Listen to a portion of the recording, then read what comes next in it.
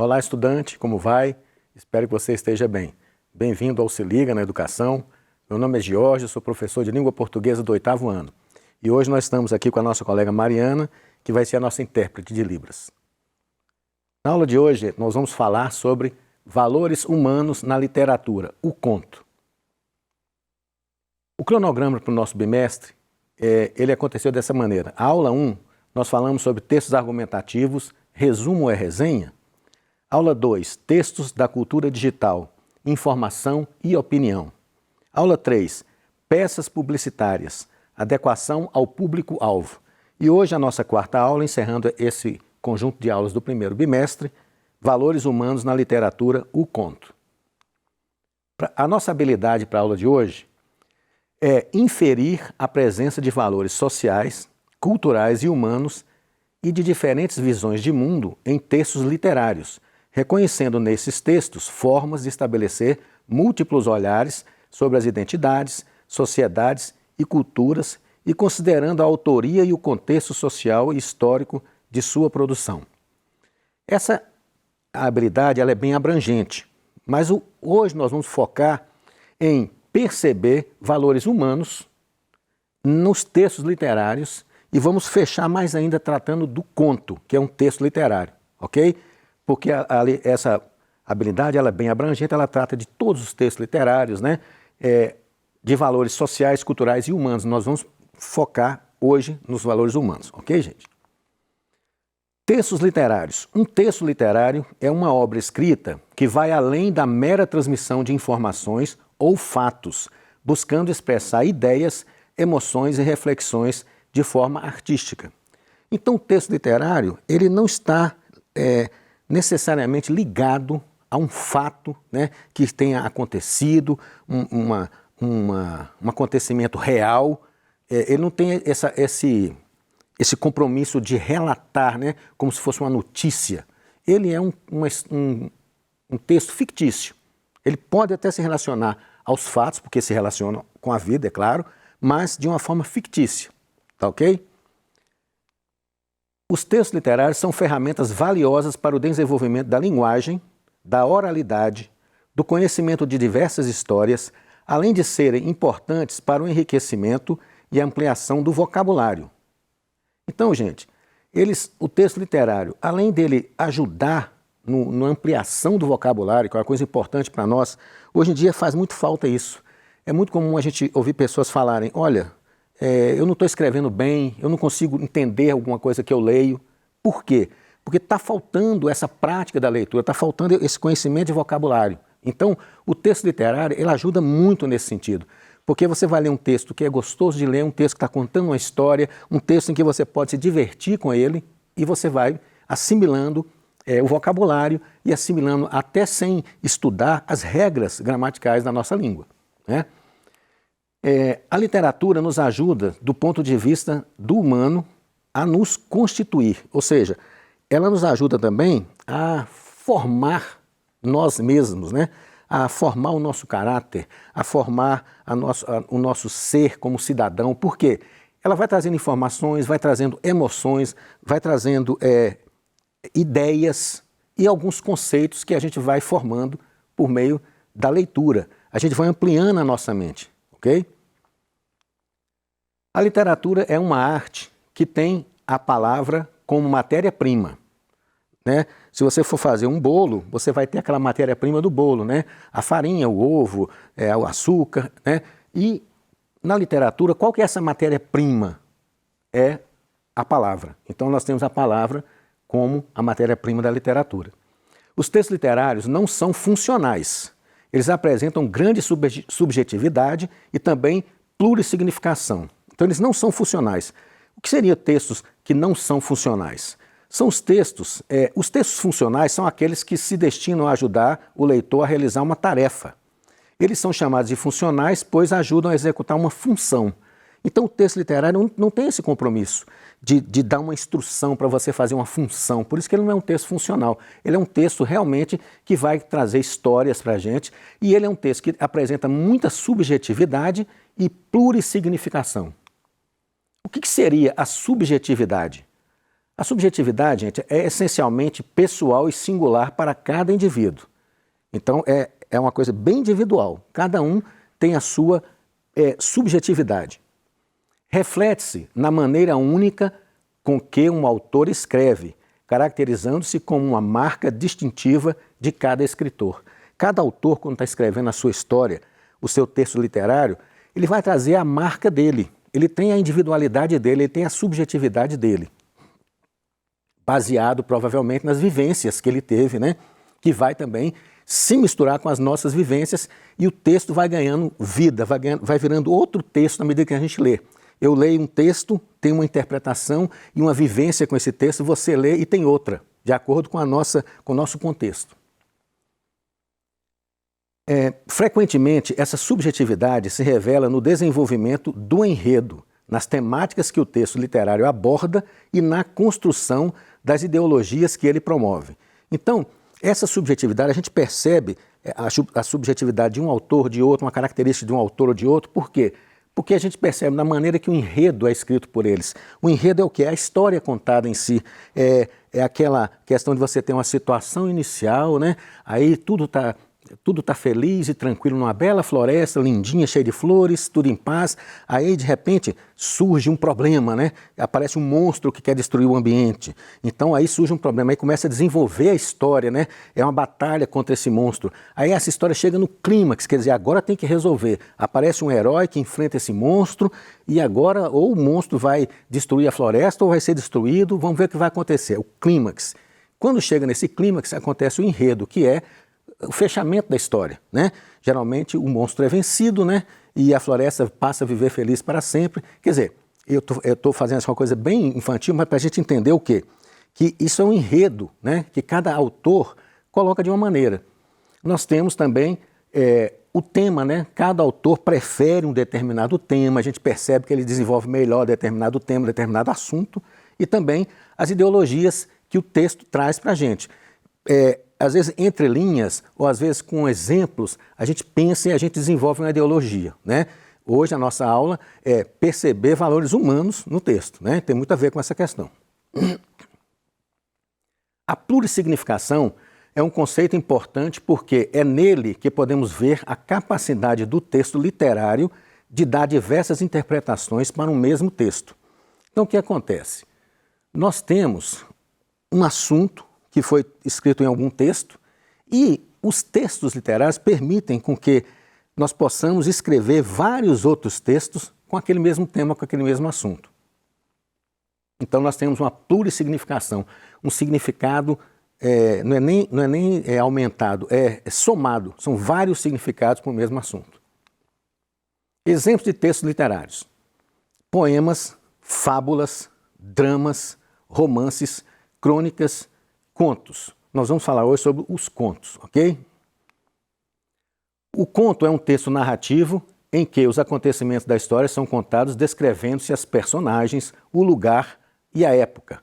Quanto mais detalhado, quanto mais ele for contado com informações, né, ele será mais atraente e agradável para o leitor. Os verbos no texto chamado conto, né, os verbos são empregados nos tempos do passado, né, porque está contando uma história. Quando a gente conta uma história, é sempre uma coisa que já aconteceu, né? Ok? O conto é uma obra de ficção, uma história criada pela imaginação do escritor. Isso significa que tudo que compõe a história foi criado por ele, pelo escritor, né? Então, o narrador da história, o conto é uma história narrada, então alguém conta essa história. Então, nós temos o narrador. Aí, só lembrando, nós temos a figura do narrador observador, né? O narrador personagem, o narrador onisciente, que é um outro assunto, né, de outra aula que nós já vimos lá no 8º ano também. Aliás, aqui no 8º ano, né?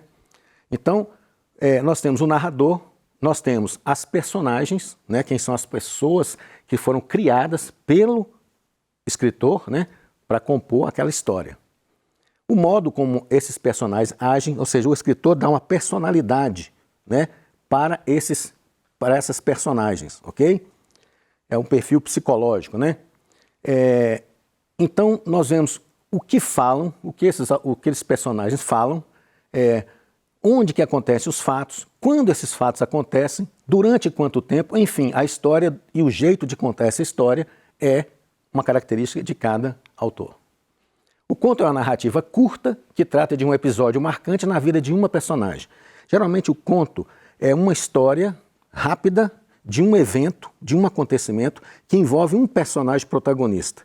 A diferença do romance, por exemplo, é que o romance tem isso também que o conto tem um protagonista principal, mas tem vários outros protagonistas e, paralelamente, ocorrem várias situações de cada um desses personagens paralelos, desses protagonistas paralelos. Então, um romance a gente pode considerar como uma novela, cheio de atores, cheio de acontecimentos acontecendo paralelamente, ok?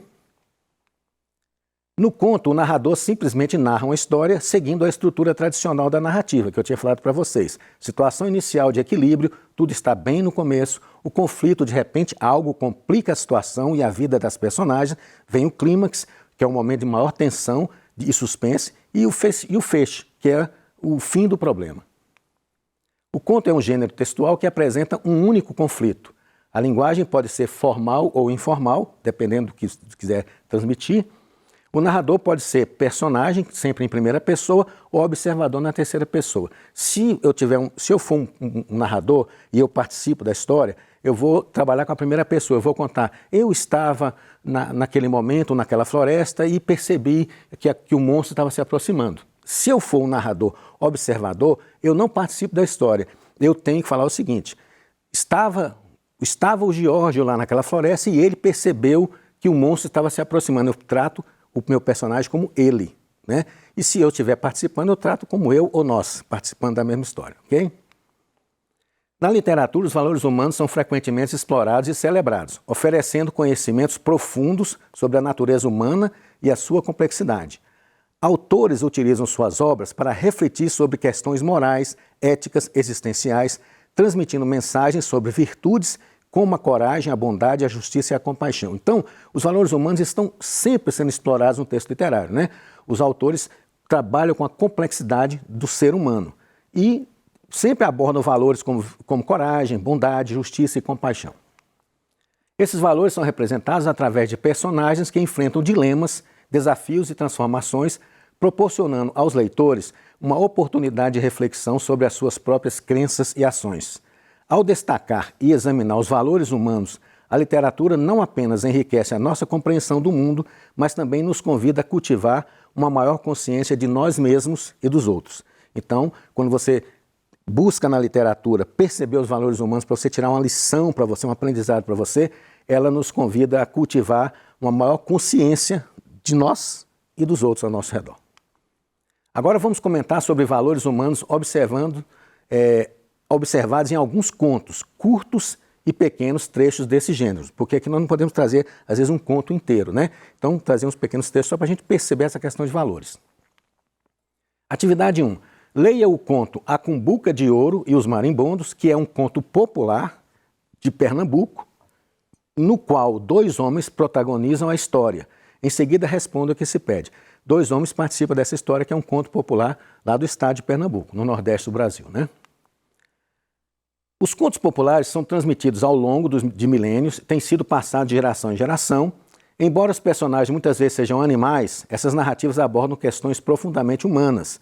Ao lidar com temas universais, essas histórias nos ajudam a entender o mundo, as outras pessoas e nós mesmos. Então, como eu falei aqui, que esse é um conto popular que nós vamos ler, estou explicando que o conto popular é transmitido ao longo dos milênios, tá? De pai para filho, a contação de histórias, né? Então vamos lá ao conto, A Cumbuca de Ouro e os Marimbondos. Havia 2 homens, um rico e outro pobre, que gostavam de pregar peças um ao outro. Foi o compadre pobre à casa do rico pedir um pedaço de terra para fazer uma roça. O rico, para fazer peça ao outro, lhe deu a pior terra que tinha. Logo que o pobre teve o sim, né, ganhou as terras, foi para casa dizer à mulher, e foram ambos ver o terreno. Então, o pobre foi pedir ao rico umas terras, o rico resolveu dar umas terras para ele, aí o pobre foi para casa falar para a mulher, olha, vamos ver um terreno que a gente ganhou. Chegando lá nas matas, o marido viu uma cumbuca de ouro, e como era em terras do compadre rico, o pobre não a quis levar para casa. e foi dizer ao outro que em suas matas havia aquela riqueza. Então o pobre viu lá uma cumbuca de ouro e falou, olha, vou avisar para o rico lá que tem esse ouro aqui, que esse ouro não é meu, né? O rico ficou logo todo agitado e não quis que o compadre trabalhasse mais nas suas terras. Quando o pobre se retirou, o outro largou-se com a sua mulher para as matas para ver, a ver as grandes riquezas. Chegando lá, o que achou foi uma grande casa de marimbondos. Meteu-a numa mochila e tomou o caminho do mocambo do pobre, onde o pobre morava. E logo que avistou, foi gritando, ô compadre, fecha as portas e deixa somente uma janela aberta. O compadre assim fez. E o rico, chegando perto da janela que estava aberta, atirou a casa de marimbondos dentro da casa do amigo e gritou, fecha a janela, compadre. Mas os marimbondos, quando bateram ao chão, eles transformaram-se em moedas de ouro. E o pobre chamou a mulher e os filhos para juntar aquelas moedas de ouro. O ricaço gritava então, ô compadre, abra a porta. Ao que o outro respondia, deixe-me que os marimbondos estão me matando. E assim ficou o pobre rico e o rico ridículo. Então, o pobre foi pedir umas terras para o rico foi dar a terra para o pobre, deu uma terra, o pobre chegou lá, viu uma cumbuca de ouro e foi avisar o rico. O rico foi lá e não era cumbuca de ouro, era uma caixa de marimbondos. E ele pegou a caixa de marimbondos e jogou lá na casa do pobre, só que os marimbondos transformaram em ouro, Então, qual seria o valor humano desse conto? A honestidade, a integridade, porque o pobre, quando ele viu ouro, ele quis falar para o rico, olha, apesar de que é uma terra que você me deu, esse ouro não me pertence. E o rico, chegando lá, viu que era um marimbondo, porque isso, no conto, a pessoa enxerga de acordo com o coração que tem, Então, como o pobre tinha um coração bondoso, ele enxergava ouro, e o rico enxergava o marimbondo. E o rico, então, quis jogar os marimbondos para o pobre, como uma vingança. E os marimbondos transformaram em moeda de ouro, Então, esse é o conto. Bom, muitos contos populares apresentam elementos fantasiosos. Cite o elemento fantasioso desse conto que nós falamos. O elemento fantasioso desse conto é quando ele joga a moeda no chão, os marimbondos no chão se transformarem em moedas, E o valor humano eu já comentei, que é a honestidade do pobre, Atividade 2. Leia o seguinte conto da China antiga, em seguida comente sobre o valor humano abordado. Um mandarim que se preparava para desempenhar um importante cargo oficial recebeu a visita de um amigo que lhe foi apresentar despedidas. Abraçaram-se e o amigo recomendou-lhe, acima de tudo, no desempenho das tuas importantes funções, nunca percas a paciência. Prometeu o mandarim que nunca esqueceria esse precioso conselho. 3 vezes repetiu o amigo a mesma recomendação, provocando o enfado do mandarim. O amigo foi repetindo, então seja paciente, seja paciente. Aí o mandarim começou a ficar cansado com essa falação, Quando se preparava para fazer pela 4ª vez, o mandarim exaltou-se e gritou, basta, eu não sou surdo e muito menos sou um imbecil. Então o amigo, acalmando o mandarim, falou assim, pôs a mão no ombro dele e falou assim, podes assim ver como é importante ser paciente. 3 vezes ouviste o meu conselho, a 4ª vez não conseguiste controlar a fúria. O que acontecerá quando no desempenho do teu cargo, quando você estiver lá trabalhando, tiveres que ser verdadeiramente paciente? Então o amigo baixou os olhos para o chão e limitou-se a suspirar. Ou seja, o mandarim viu que ele precisava desenvolver a paciência, que é o valor humano desse conto. E quanto mais a gente quer desenvolver a paciência, parece que mais vem situações para provar a nossa capacidade de ser paciente, Então, quando você estiver pensando aí, eu preciso ser paciente, vai vir situação para você provar se você é paciente ou não, O próximo conto eu vou deixar para vocês lerem, atividade 3, é um conto para que você também perceba o valor humano do conto e possa comentar, que é um conto sobre a doida, Vocês vão ver que é um conto interessante, aqui é uma parte do conto, em que o menino, ele, no final, você vai ver que ele descobre um valor interessante de ter uma compaixão com essa doida do texto, Temos também o outro conto, que é o conto de fada da mulher moderna. Também vocês leiam, o material ela vai ficar lá na aula, no site, para vocês poderem descobrir qual que é. Aqui fala do empoderamento da mulher, dessa questão do machismo, ok? Dá uma olhadinha nisso aí que é interessante. Bom, o que nós aprendemos na aula de hoje? O que é um texto literário e a importância da literatura. O que são subjetividade e plurissignificação, uma breve revisão sobre o gênero textual conto, inferir a presença de valores humanos na literatura, utilizando como sustentação o gênero conto. E na próxima aula nós vamos ver os textos legais, o direito do consumidor, ok? Aqui nós temos as nossas referências da aula de hoje e eu quero deixar para você sempre isso, que estudar é conquistar. Então estude para você conquistar, porque você vai estar cada vez mais tendo essa capacidade de ter, né, condição de ser alguém. Estamos juntos com isso aí. Até a próxima aula e não deixe de ler os contos que nós não lemos aqui, hein? Tá ok? Um abraço. Até logo.